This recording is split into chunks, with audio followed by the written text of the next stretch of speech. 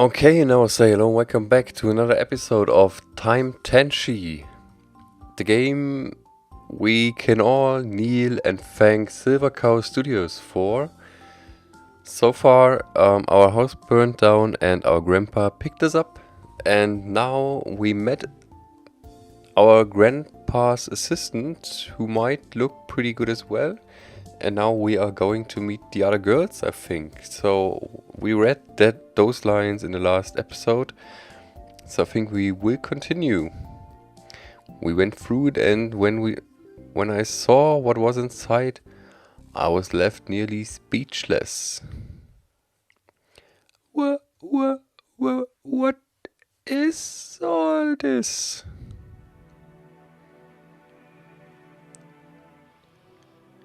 This, Kenji, is my main laboratory. Welcome to our greatest creation. I looked out at everything in front of me. In the center of the room was a large round platform several steps surrounding its perimeter for its slight elevation. A whole assortment of tubes and wires trailed off from it and into the other parts of the machine. A large chrome furnace-like device plated with clean white linoleum lined the back wall. On the opposite side was a long array of large computer monitors, keyboards and control panels lined the desks and shelves beneath them. A generator was also in the room, on another far wall right here. It took me a second to process what I was seeing. It looked as if it was something out of a science fiction movie. So, what does it do? This, my little girl, is our microwave. Heh, well, Kenji. It's a bit difficult to explain. It travels back in time.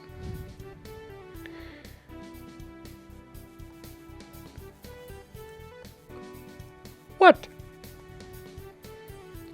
Yes. That is the simplistic way of putting it. The long answer is that it is a device which, using particle fusion in order to diffuse the stability of... come on, save it, Gramps. I don't think the guy can take it that much time. A woman's voice spoke up.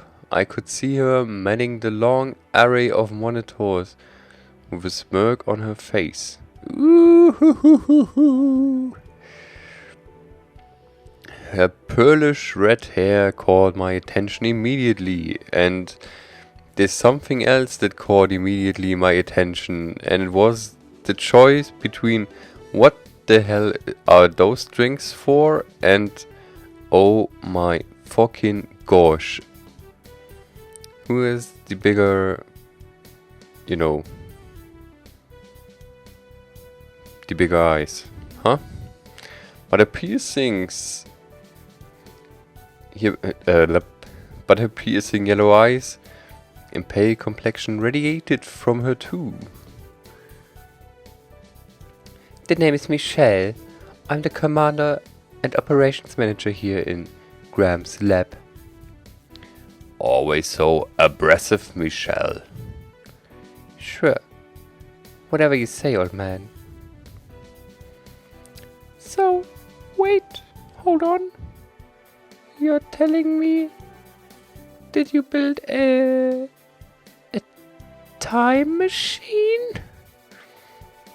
Like I said, that's the short version. But it's still the accurate version, right? I suppose so. Time machines usually imply the freedom of movement throughout any time stream. We have only developed the one far enough to go into the past. Just as he said that, The platform at the center stage began to glow. Dim at first, it slowly brightened up until it was nearly blinding. Buzzers and alarms started blaring all around us. About time she showed back up. I could barely make out the silhouette of Michelle furiously typing and reaching around to operate the several different modems around her. OMG, who is this? Just as my ears began to ring, the light stopped, revealing a voluptuous woman wobbling onto the platform. Well, that takes care of that. I couldn't take my eyes off her. As she walked down off the platform, she seemed to be looking directly at me, a fire in her eyes, almost of seduction? Of someone like me, a guy she didn't know. Ah, you must be Kenji. Tensai told us that you were coming to stay with us. She lifted my chin with her fingertips lightly as she spoke, giving me what looked like a seductive smile. Yeah, Rose, come over here this instant. I saw the girl roll her eyes as she turned on her heel to face Michelle. What do you want now, Michelle? I'd appreciate if you lit up on the sass, Rose. Now go to your room and get back into normal attire. You know the drill. You're such a buzzkill. You know that? What if I like wearing the outfit, huh? I took a closer look at her get-up. It seemed to be plated armor, but somehow it was still incredibly risk. The metal it was made of seemed to be very flexible. So, now I know why they told us how we can hide the text because of this. That's the only reason why they told us. Because then we can have a closer look.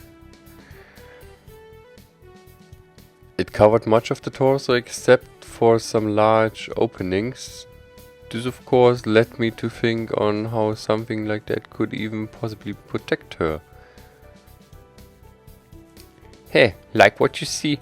Oh yeah we do. Yeah we do. So maybe if you're looking right now, write in the comments at this moment, what are you preferring? Is it boobs? Is it this area? Or is it the ass?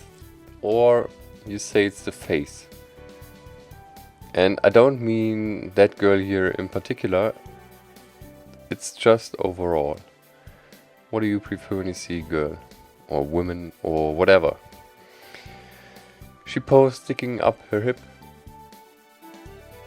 Out to the side, she must have noticed my staring. Rose, leave him be. Now, what are we? Are we male? Are we female? I think we are female, right? That's an order. Fine. Have it your way, Michelle. I watched as she stormed her way out, wide hips swinging briskly in rhythm to her steps as their armor piece whisked from side to side above her long legs. It's a pretty good armor. I mean, everything is protected. So, how is that practical again? What do you mean? Now, is this one... I really don't get it. Is this Kenji? No, this is the assistant.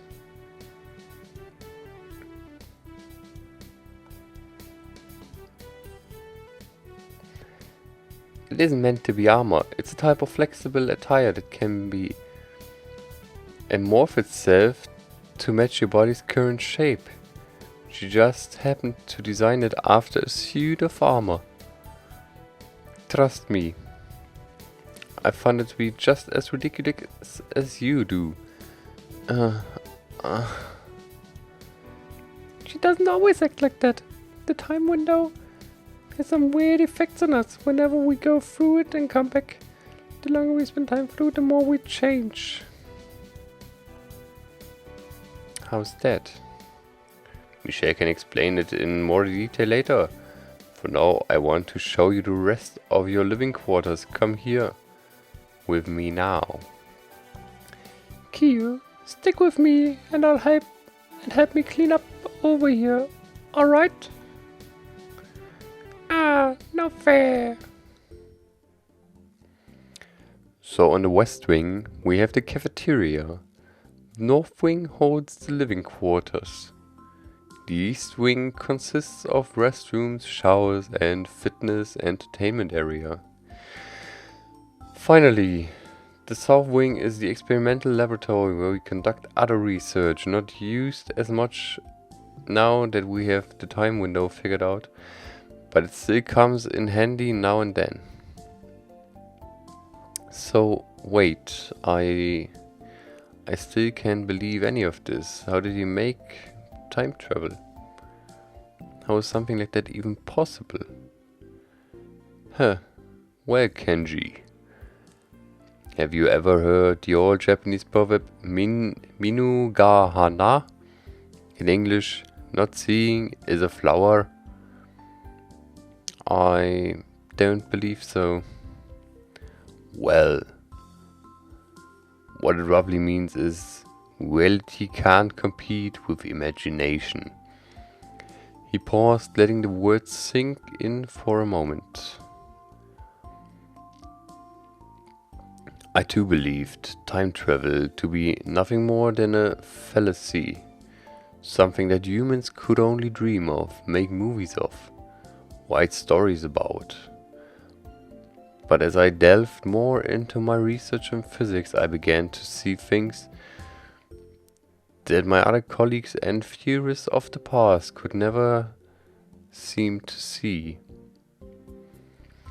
I started piecing things together one by one until I had finally found the solution. Once I had my solution, the only remaining thing necessary was to execute it. This took much of my wealth and investment to develop something that could trump reality, something only thought to exist within the imagination. And it was worth every penny.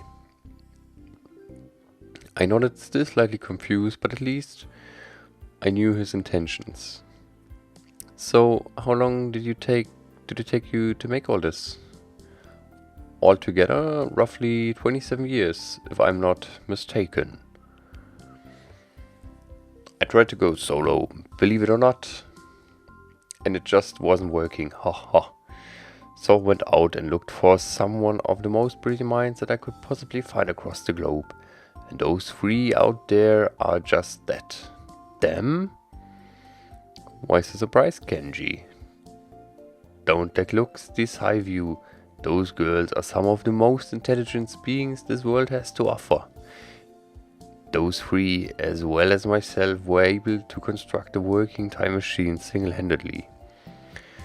But Kyo said she wasn't that old. Well, I should be a bit more precise. My equations, estimations and theories started long ago, while I was still in college. It took me around 25 years to finalize the correct theories and map blueprints for the machine to gather resources and funds, all of those things. The girls were able to build the machine with me, with my guidance, in around 2 years at the most. Whoa! Just then I felt a warm pair of arms slip their way around my neck. As a soft body pressed against my back, I felt... Heat flood my cheeks immediately.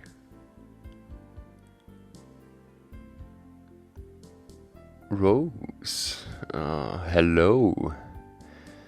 Ooh, somebody nervous. That's so cute, you know that? I preferred the other dress. Her arm slipped away as she walked around me to see me from the front. Now that I got a good look at her, the curves she had before seemed to have deflated a bit. Maybe it was just because she was wearing a new outfit now. TENSHI, giving you the grand tour, I see. Yeah. Well, I hope you feel at home here. I know I do. With that, she hugged me again before stepping away toward the north wing.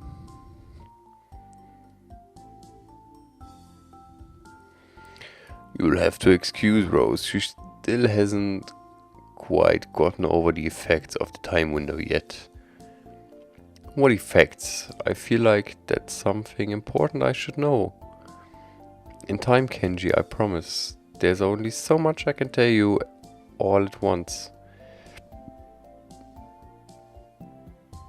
I can't tell you all at once, should it be, right?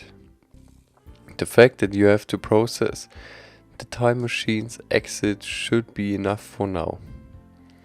I hesitated before realizing that, yeah, he was pretty much right. So, now what? Well, since you're going to be here for a while, I figured you may want to get to know the girls while I go out and pick up some essentials for the lab. You can probably find Kyo in the entertainment lounge, and Rose looked like she was heading towards her room. Michelle will be in the main lab, of course. Take your time and get to know them, okay? Alright, thank you. He started to walk away, but I turned and called him. Grandpa. Really thank you, I appreciate you helping me.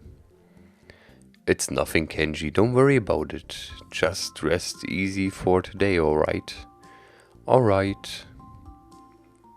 Who should I visit first? I should go and see what Kyo's up to. She seemed nice to me for the little I saw of her.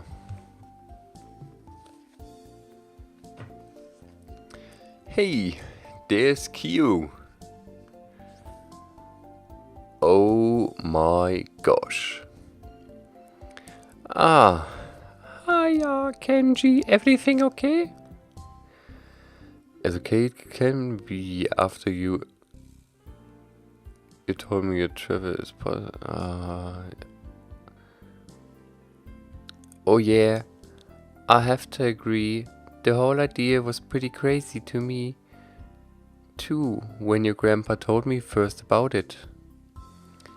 But then I started working with Rose and Michelle, and well, it sort of made sense, I guess. How did my grandpa find you guys anyways? Well, from what he told us, he went scouting for some of the greatest young minds that he could possibly find. Me, I was going to the University of Tokyo studying to become an engineer, like the other girls who work here. One day he approached me and offered me a once-in-a-lifetime deal. He explained it to me for detail, of course. Not like I was going to let some old guy just take me away from my education. So is the University of Tokyo anything like American universities? Funny you should ask. You see, in Japan, public universities are seen as much... sorry, wrong voice. Public are more prestigious than private ones. Why is that? I'd rather not go too deep into the history of Japan today. Maybe sometime later? Alright, sorry. Don't be silly. It's always fine. Anyways, was there anything else you needed to know? So, why Grandpa have this thing set up? Do you guys live down here or something? Yup, he provides us rooms and board, but we're obviously allowed to go up back into normal society and do things as well. We aren't slaves or anything, so I hope that you didn't think of it like that. Oh no, of course not. It didn't take my grandfather as that sort of person. Hey, good. He takes really good care of us, respects us and keeps the place clean and makes sure everything is in working order. He even let me bring some of my gaming consoles, anime DVDs down here, which was super sweet of him. Oh, what games do you play? All kind. I like platformers a lot though. And puzzle games. I've never been one for shooters, but I don't mind them if they are creative enough. It's mostly just cause I suck at them, hehe. Yeah, I'm not so good at shooters either. Oh, what animes do you usually watch? That's tough. Well, I like those silly drama ones with a lot of fan service and stuff. They can be a lot of fun to watch sometimes, just cause of how over the top they are. You don't say. You enjoy fan service? I just find it funny, hehe. How over the top it can be just to get it so the guy's face is directly underneath the girl's skirt. I mean, how silly can you get? Yeah, ridiculous. Kenji, what are you thinking about? Nothing. Okay. Did you have anything else you wanted to ask me? Can I get my head under your skirt? What exactly happens to you guys when you go through the time window? Well, Michelle is more of an expert than I am on the, scientific stuff. But from my experience, it's kind of like being drunk, I guess. Not blackout drunk or anything, it's just I get all woozy and start saying things that I normally wouldn't say and do things I normally wouldn't do. Like I said, you'll have to talk to Michelle if you want to know the science behind it. I just know that's how I feel. Oh, also my boobies get huge. Boing. Yeah, you just been time traveling, huh? You okay? Oh, fine. Just didn't expect that. Hey, I think it's fun. I'm so used to them being this size that whenever I go through the time window and they get all big like that, it's really funny to me. Was there anything else you wanted to ask me? I think that's about all for now. I'm gonna go chat with some of the other girls, get to know them a bit. Okay, but come back so we can watch this together, okay? Yeah, we definitely will watch this together. Bye. I should probably go and check and see if Rose is any better yet. So, before we're going to visit Rose, I think we will stop it here for this episode. I hope you guys liked it, enjoyed it, and didn't stop at particular points for some, you know what I'm talking about, things. So, if you liked it, leave a thumbs up, leave a commentary, and if you don't want to miss any of the action, subscribe to my channel, and then I'll see you in the next episode. Thanks for watching, your Pacemaker.